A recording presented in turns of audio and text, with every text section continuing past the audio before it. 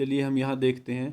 मान लेते हैं कि मुद्रा की सीमांत उपयोगिता 4 यूनिट है। 1 रुपये के बदले में उपस्थित वस्तुओं के मानक सेट को इस प्रकार से दिया गया है। एक एक्स वस्तु खरीदने के इच्छुक है और उसमें कीमत दी गई है।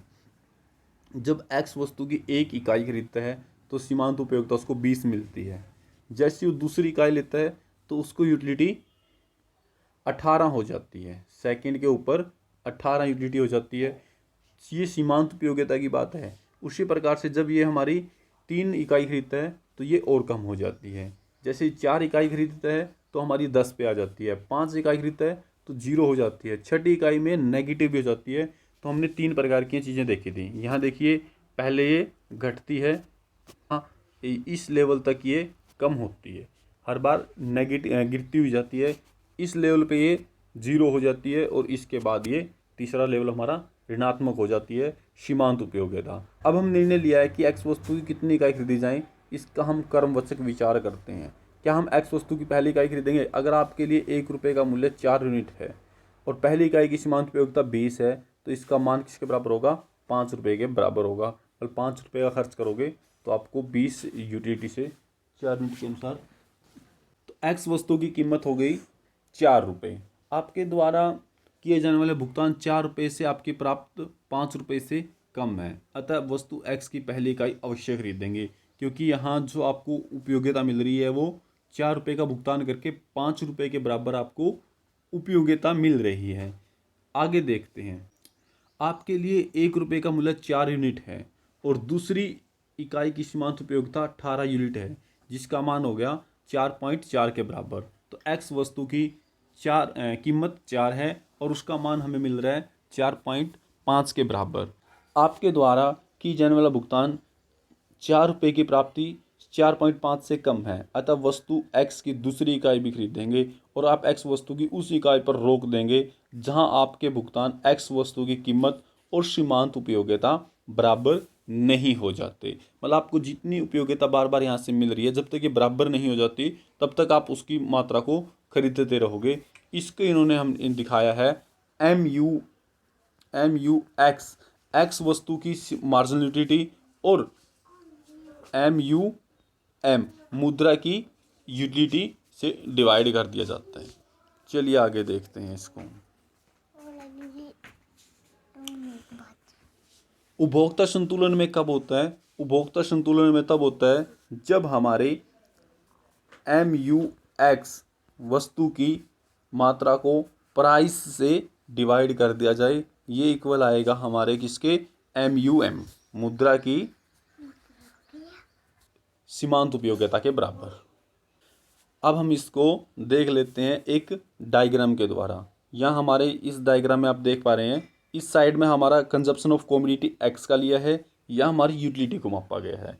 ये हमारी MUM है, ये कांस्टेंट होती है। हम मान के चले थे हमारी उपयोगिता का सीमांत जो है वो स्थिर रहेगा, इसके अंदर कोई परिवर्तन नहीं होगा, वो कांस्टेंट मात्रा होगी।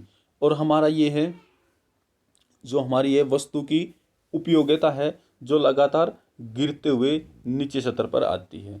चलिए हम इसमें देख लेते हैं कि किस प्रकार से, जब हमारे यहाँ 0 मात्रा थी तो 30 इकाई की उन्होंने उपयोगिता के बराबर यूटिलिटी ली थी 0 पर। जैसे जैसे मात्रा घट जाती है तो हम बात देखते हैं 20 के ऊपर कि 20 पे क्या होगा। 20 के अंदर संतुलन में नहीं होगा।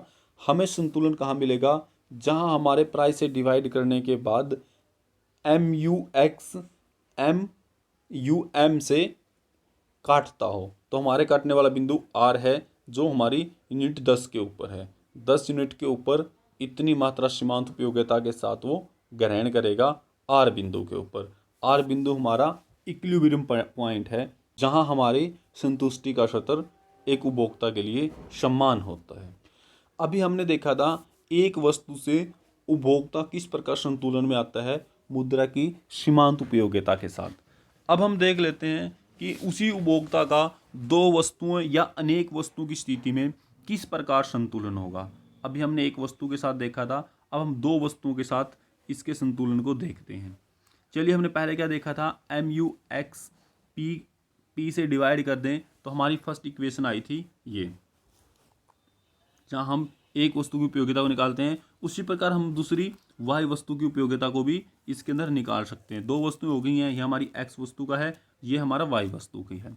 तो अब दोनों समीकरण को उस कल्पना पर करें जहाँ एक्स और वाई दोनों वस्तुओं को खरीद सकता है। इसमें संतुलन के लिए हमारा बिंदु क्या होगा, तो हमारा होगा एम यू एक्स बटे P X is equal to M U Y बटे पी वाई। तो बराबर हो जाएगा हमारा एम यू एम के बराबर हो जाएगा। तो इसी प्रकार हमारा ये दो वस्तुओं का संतुलन होगा, जहाँ ये बराबर तीनों होंगे वहाँ हम व्यक्तिगत दो वस्तुओं के बारे में केवल कंडीशन के अंदर कार्य करेगा। इससे अभिप्राय है कि एक्स और वाई वस्तु के उपभोग से उपभोक्ता अपनी संतुष्टि अधिकतम तब कर सकता है जब 1 रुपये के बराबर मूल्य की सीमांत उपयोगिता एम यू एक्स बटे पी एक्स या एम यू वाई बटे पी वाई दोनों वस्तुओं के लिए समान हो। यदि मुद्रा की सीमांत उपयोगिता भी समान है, जो रुपये के बराबर मूल्य की संतुष्टि उपभोक्ता द्वारा स्वयं बतलाई गई परिभाषा के अनुसार है, तो इसके आगे का अर्थ होगा जहां हमारे पी एक्स और पी वाई के बराबर हो तो एक उपभोक्ता तब संतुलन की अवस्था में प्राप्त होगा, जहां हमारी M U X is equal to M U Y के बराबर होगी, तब वो संतुलन की स्थिति में होगा। जहां हमें इस प्रकार के, यहाँ देखिए कीमत अनुपात के अनुसार इस प्रकार से, कीमत अनुपात में इस प्रकार से दिखाया गया है और ये हमारी सीमांत उपयोगिता वस्तु के अंदर दिखाया गया है। चलिए हम देख लेते हैं कि इक्विलिब्रियम उस कंडीशन में जहां वस्तुएं अनलिमिटेड हो तब किस प्रकार का संतुलन प्राप्त होगा। जब हमारे पास वस्तुओं की संख्या बहुत ज़्यादा हो तब हम मान लेते हैं, देखिए जब हमारे पास एम यू वन एक वस्तु बटे में प्राइस, उसके प्राइस बराबर होगा एम यू टू दूसरी वस्तु को उसके प्राइस, तीसरी वस्तु उसके प्राइस, मतलब हमारा इन्फिनिटी जितनी वस्तु होगी लास्ट में एन तक जितनी वस्तु होगी और वो सारी की सारी बराबर हो हमारे एम के, इस कंडीशन के बराबर हो, तब हम बहुत सारी वस्तुओं के संतुलन को भी इस प्रकार से निकाल सकते हैं। चलिए हम देखते हैं कि हमारी जो दो वस्तुएं थी एक्स और वाई को किस प्रकार से चित्र की सहायता से दिखाया गया है। हमारा जो फर्स्ट है इसमें देखिए एक्स वस्तु की एम यू ये होता है और वाई वस्तु की एम यू इस प्रकार की है, जो दोनों को इन्होंने अलग अलग डायग्राम के द्वारा दिखाया गया था। अब अगर हम इनको एक कंबाइंड डायग्राम में देखें, क्योंकि हम पहले देख चुके हैं ये गिरती हुई क्यों होती है, क्योंकि हमारी जो उपयोगिता है हर बार पहले की तुलना में कम मिलती है, ये हम ऊपर एक्सप्लेन कर चुके हैं। तो अब हम दोनों को एक साथ संतुलन की स्थिति में किस प्रकार लेके आएंगे, ये देखिए हमारे यहाँ इस डायग्राम के अंदर।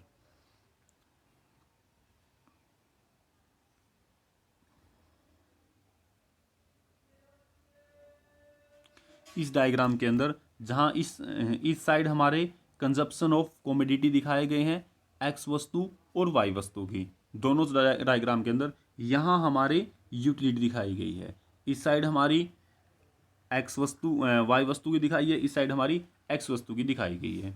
जो हमारा पहला यूटिलिटी फंक्शन था ये हमारी एक्स वस्तु का संतुलन था और ये था हमारी वाई वस्तु का, जो एक दूसरे काटते हैं। और जो ये हमारी है ये है हमारी मुद्रा की सीमांत उपयोगिता, जो हर वक्त हर एक वस्तु की कंडीशन में समान रहेंगी। जहाँ ये दोनों वस्तु मिलकर काटती हैं आर बिंदु, ये है हमारे इक्विलिब्रियम पॉइंट, जहाँ पर हमारी दोनों वस्तु एक दूसरे के एम यू के साथ कट करती हैं, ये हमारा इक्विलिब्रियम पॉइंट।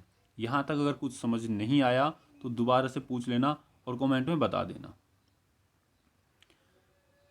इसी के साथ हमारा लेसन ख़त्म होता है। Thank you.